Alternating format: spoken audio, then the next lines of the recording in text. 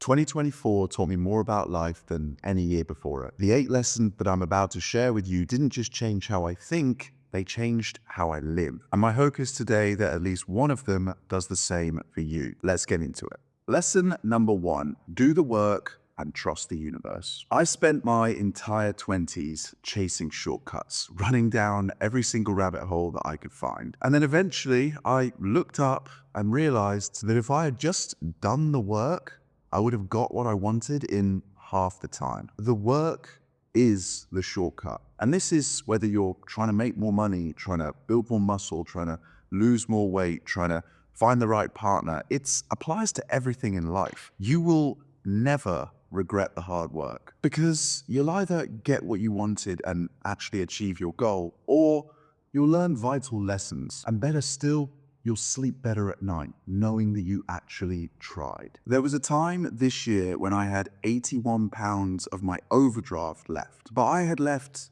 everything on the table. I was working 7 days a week, 15 hours a day. I knew that there was nothing more I could give. And sure enough, that time and other times since, the universe has come to my rescue. Just when you think you're done, the universe will throw you a lifeline if you have done the work. This video is a great example of that. I was actually going to record this yesterday, but I woke up feeling pretty under the weather, so I delayed it until today. But yesterday, I didn't have the notes that I do today. That delay felt annoying at the time, but now this video is going to be infinitely better. The universe interjected, and now I trust her. I understand that whatever she's doing to me, she's actually doing for me. Okay, lesson number 2. The dips feel like canyons, so pack your rock climbing gear. This one is a mindset thing because I've said it before, you're not looking for motivation, you're looking for momentum, because momentum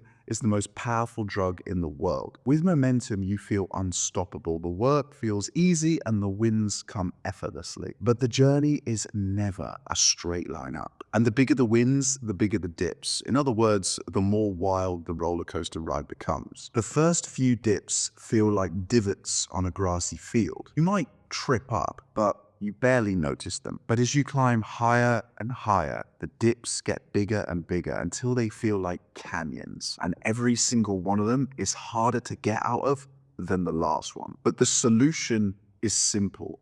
Make note of every single win you experience, however big or small. Because when you're fighting that bigger, scarier dragon, when you're trying to climb out of that massive canyon, you need to look at the stack of evidence that you've got as proof that you can do this. You've been in this situation before and you got through it. So there's no reason why you can't get through this one. And remember, the pursuit of hard stuff isn't meant to be easy. That's why the value comes at the end. That's why delayed gratification is called delayed gratification. Lesson number 3 is to always start with the end in mind. So what we want to do is start with the end in mind and then reverse engineer the process to get there. And this is why it's so important to pick one goal and go all in. A good friend of mine who's got a very successful coaching business came to me for advice a couple of weeks ago because he wanted to diversify into YouTube and email marketing. For context, right now he gets almost all of his clients from his Instagram, which he's worked tirelessly at for 7 years, posting over 2,000 times, amassing over 100 million views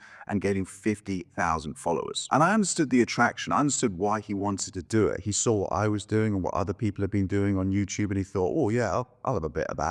But I advised him against it. I told him to double down on what was already working for him. Not because I didn't think he was capable of doing YouTube or emails, but because I didn't think he'd actually thought through why he wants to do it. Anyway, in typical entrepreneurial bloke fashion, he wasn't really coming to me for advice. He was more so coming to me for validation. So he went ahead and did it anyway. But sure enough, within a couple of weeks of him trying to do everything stagnated. And again, this is no discredit to him. His brain just didn't know where to focus. So it overheated and he ended up procrastinating. He ended up doing less everywhere. But then he took a step back and started thinking with the end in mind. In other words, he started asking himself what his goal actually was. And that's when he realized that the reason he was considering this massive pivot over from Instagram to YouTube wasn't because his Instagram wasn't failing. Quite the opposite, it was doing really well.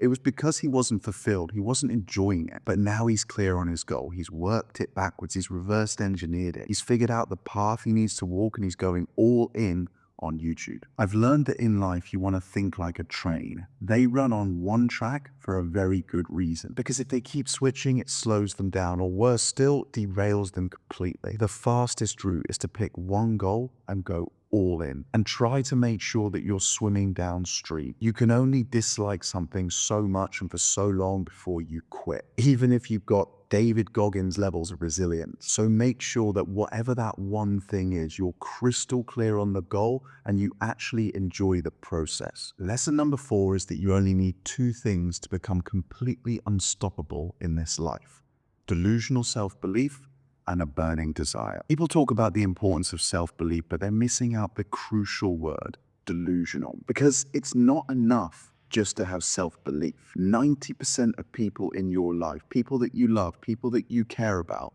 will tell you that your goals, your dreams, your ambitions are unattainable, that what you're doing won't work, and then it's a complete waste of time. And if you just have self-belief, eventually you'll listen to them and give up. But with delusional self-belief, you'll go on in spite of the naysayers. In fact, you'll smile when they tell you that you're crazy. And most importantly, you'll never give up. Ordinary people do not achieve extraordinary things. So if you really want to achieve big goals, you should never aspire to fit in and be normal. Because normal, especially right now, is quite frankly pathetic, particularly amongst men. And if you couple delusional self-belief with a burning desire, you're unstoppable. The word burning desire comes from the 1500s, when a guy called Cortez sailed his 600-man army across the Atlantic from Spain to Mexico with one goal in mind: to defeat the Aztecs. But Cortez knew with only 600 men,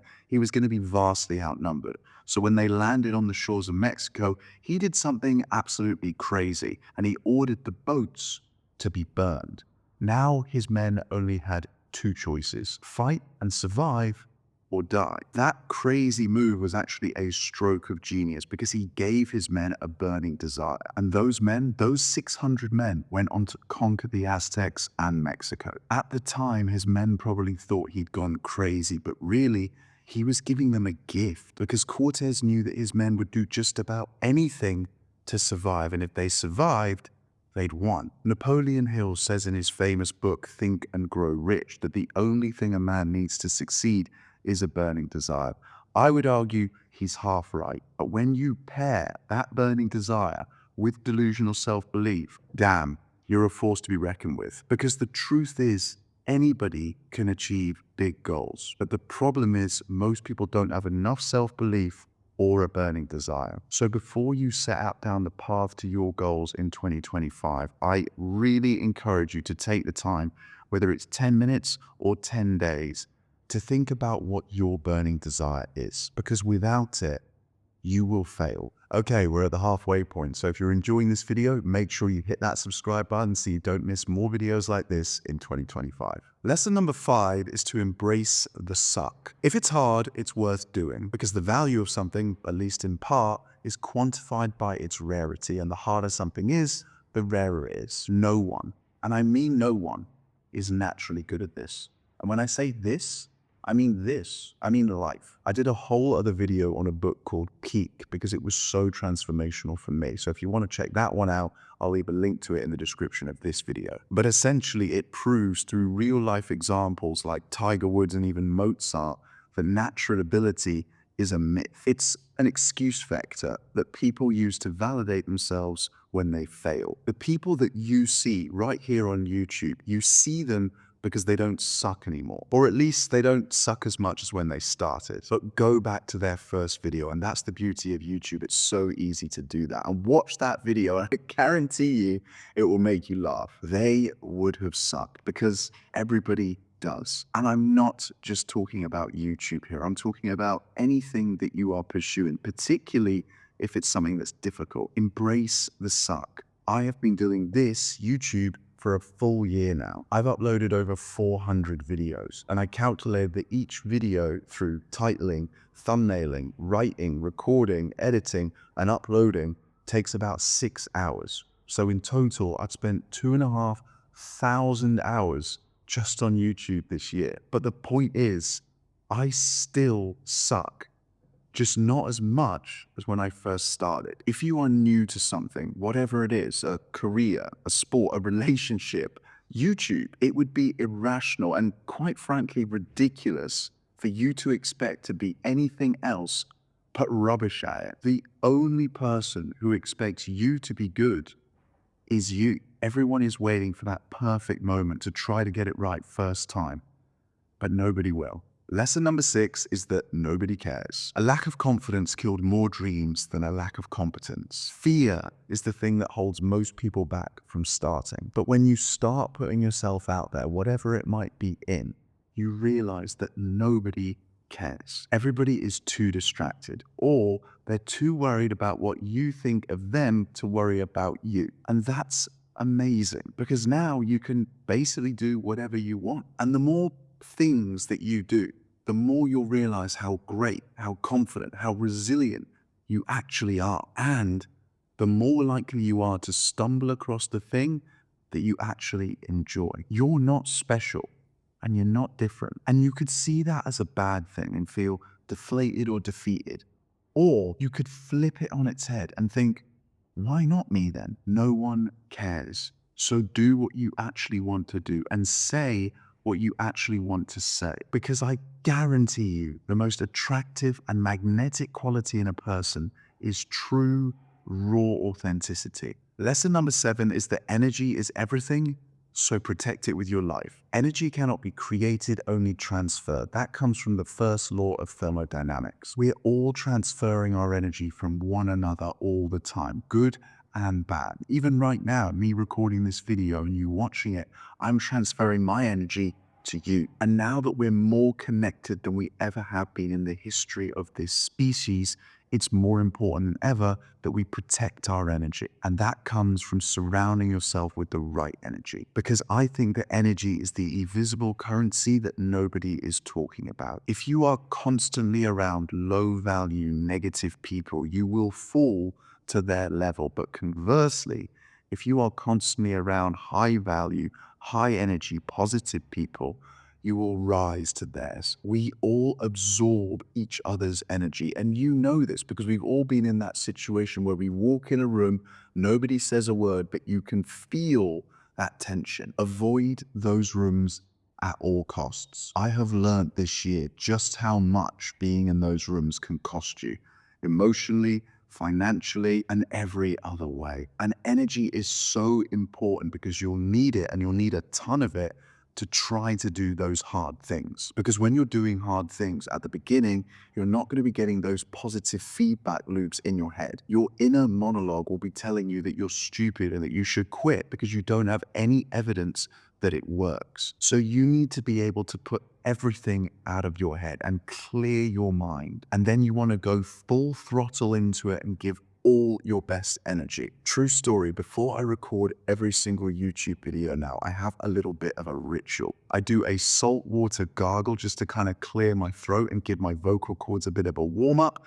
I do 25 push-ups on the floor right behind the camera, and I put a very positive song in my ears because I want to be able to go into every single video and give you my absolute best energy all the time. And the reason that this is so important is because people can tell at a subconscious level whether you are faking that energy or whether it's real. So don't try to fake it till you make it. Really get in the zone. And the best way to do that is to spend time with the right people and cut out the wrong people. Trust me, you are doing them a favor because they need to realize that they're the problem to change. Last but not least, lesson number 8 is that everything compounds, for better or for worse. It took me 87 days to go from 0 to 100 subs on this YouTube channel. And that was me uploading a video every single day. But 100 to 200 subs only took 18 days. 200 to 300 took 14, and every 100 subs after that took less time. Then it went from 636 to 1,000 in 7 days. And even crazier, my channel jumped from 1,000 to 2,000 subs in just 9 days. That's an example of just how powerful compounded effort can be. Or in other words, consistency. But not the type of consistency that most people tell themselves they're doing. I'm talking about showing up every single day. 7 days in a week, no matter how you feel or what the weather's like. I didn't get 100 times better every 100 subs. I reaped the rewards of true consistency. And that's why I put so much emphasis on 5 magic words.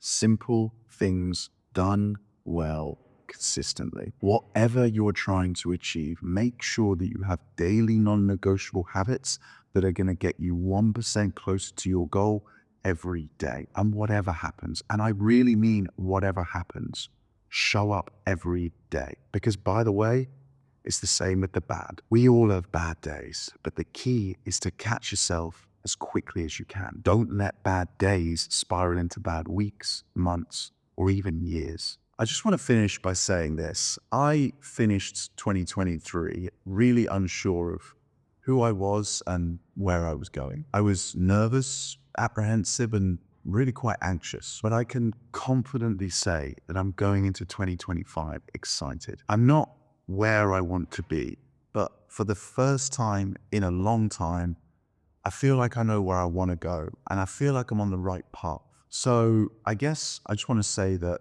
whether you feel like you're on the right path or not, I can promise you that if you do the work and you put your faith in the universe, she will take care of you. I've refound those 2 things we spoke about earlier this year, a burning desire and delusional self-belief. But I think more than that, not only have I refound them, I understand their importance now. And largely that is down to this YouTube channel and you watching. So whether this is the first time you've watched a video of mine or the 100th, I just wanted to say thank you. I'm actually moving house tomorrow, so this will be the last time that you see this background.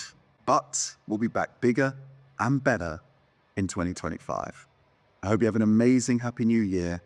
See you soon.